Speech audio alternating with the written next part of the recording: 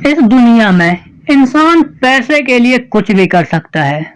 वह चाहे किसी की जान भी लेनी क्यों न पड़े तो वह लेने में पीछे नहीं हटेगा। तो इस स्टोरी में आज बात करेंगे एक ऐसे परिवार की जिसमें उसी के परिवार के सदस्यों ने पैसों के लिए अपने परिवार वालों की हत्या की साजिश रची और बाद में वो लोगों की हत्या भी किसी और के द्वारा करवा दी गई। तो बदले का इंतकाम बहुत लंबा चला और आखिरकार यह साम्राज्य, उनका जो परिवार था, वह खत्म हो गया। तो नमस्कार दोस्तों, मैं आपका दोस्त सागर बाबा क्राइम में दस्तक में एक नई स्टोरी लेके हाजिर हूँ। यह स्टोरी है सुरेश भगत की। सुरेश भगत को मटका का किंग कहा जाता था क्योंकि वह मुंबई में 3000 करोड़ रुपए के मटका यानी सट्टे के साम्राज्य पर लगभग 20 साल से राज कर रहा था। इसी मटके के धंधे पर कब्जा करने के लिए कुछ लोग उसके जान के दुश्मन बन गए थे और उसे रास्ते से हटाने का प्लान भी तैयार कर चुके थे। सुरेश भगत उनसे बचने के पूरे इंतजाम भी कर चुका था, लेकिन उसके दुश्मनों ने उसे मारने में ऐसे हथियार का इस्तेमाल किया जिसके बारे में कोई सोच भी नहीं सकता। अब इतना बड़ा किंग है वह सट्टे का और बहुत पैसा, तो उसे इस चीज का अंदेशा था, लेकिन वह जितने भी हथियार उसके समझ में थे उन सब से बचने का उपाय ढूंढा था। लेकिन कातिलों ने कुछ ऐसे हथियार लाए जो कि सुरेश भगत जानकारी से बिल्कुल बाहर था। 13 जून 2008 का दिन था। सुरेश भगत उस दिन किसी काम के सिलसिले में अलीबाग गया था और काम निपटाकर वो सीधे मुंबई लौटना चाहता था। उसकी सुरक्षा में चूक होने की कहीं भी कोई संभावना नहीं थी क्योंकि वह जानता था कि यदि सुरक्षा में चूक हुई तो दुश्मन उसे मार देंगे। सुरेश भगत 6 साथियों के साथ अपनी स्कॉर्पियो गाड़ी में बैठकर मुंबई जाने के लिए निकला, इस बात से बिल्कुल बेखबर कि यह यात्रा जो है उसके जीवन की आखिरी यात्रा होने वाली थी। रास्ते में मौत उसका बेसब्री से इंतजार कर रही थी।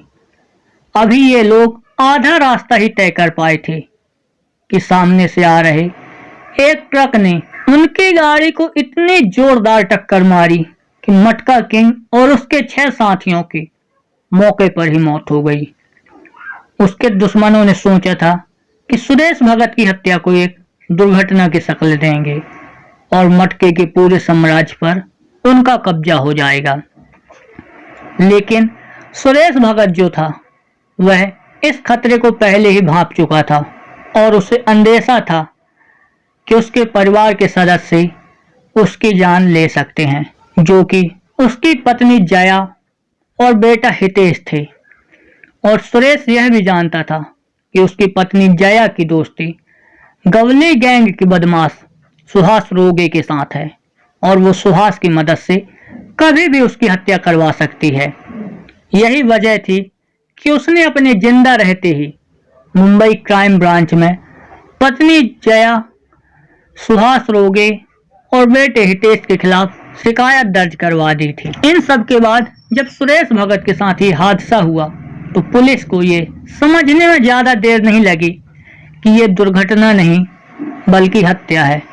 पुलिस ने ट्रक ड्राइवर को गिरफ्तार कर लिया और उसने बताया कि उसे 3 लाख रुपए की सुपारी दी गई थी और जिसने सुपारी दी थी उसका नाम था हरीश मांडवेकर, जिसे 45 लाख का एक कॉन्ट्रैक्ट दिया गया था गवली गैंग के बदमाश सुहास रोगे के द्वारा। सुहास रोगे के साथ जया की दोस्ती थी।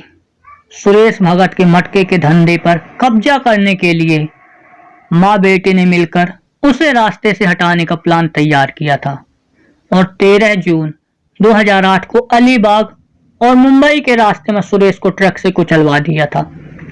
पुलिस ने सभी आरोपियों को गिरफ्तार करके जेल भेज दिया गया और अदालत ने उन्हें सजा सुना दी। सुरेश भगत की हत्या के बाद 12 साल से ज्यादा का समय बीत चुका था।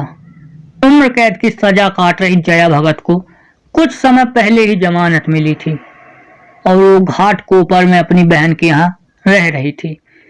मटका किंग और जया के बेटे हितेश भगत की साल 2014 में बीमारी के कारण मौत हो चुकी थी।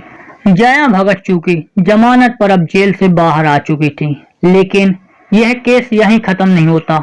उसके बाद यह केस एक और रोमांचक मोड़ पर पहुंच जाता है, क्योंकि 18 दिसंबर 2020 को मुंबई क्राइम ब्रांच ने उत्तर प्रदेश के बिजनौर के रहने वाले एक बदमाश अनवर दर्जी को 2 देसी पिस्तौल और 6 जिंदा कारतूस के साथ पकड़ा। पुलिस उस वक्त हैरान रह गई जब इस बदमाश के कब्जे से 2 औरतों की तस्वीर मिली, जिनमें से एक थी जया भगत की और दूसरी तस्वीर थी उसकी बहन आशा की, जिसके यहाँ जया अब रह रही थी। पूछताछ में अनवर दर्जी ने बताया कि जया भगत और उसकी बहन को मारने के लिए उसे सुपारी दी गई थी और जिसने उसे ये सुपारी दी थी उसका नाम है जावेद अंसारी। पुलिस जब कड़ी से कड़ी जोड़ते हुए जांच की दिशा में आगे बढ़ी तो वो एक बार फिर से मटका किंग के परिवार तक पहुंच गई और इस आखिरी कड़ी का नाम है विनोद भगत। मटका किंग सुरेश भगत का भाई और जया भगत का देवर विनोद भगत था। विनोद को अपने भाई की मौत का बदला लेना था। उसने अपनी भाभी जया भगत और उसकी बहन आशा को मारने का यह कॉन्ट्रैक्ट 60 लाख रुपए में बशीर बेगानी उर्फ मामू को दिया था, जो इंग्लैंड के मैनचेस्टर में रहता था। मामू ने यह सुपारी 14 लाख रुपए में रामवीर शर्मा उर्फ पंडित को दे दी और पंडित ने बिजनौर के जावेद अंसारी को इस काम पर लगा दिया।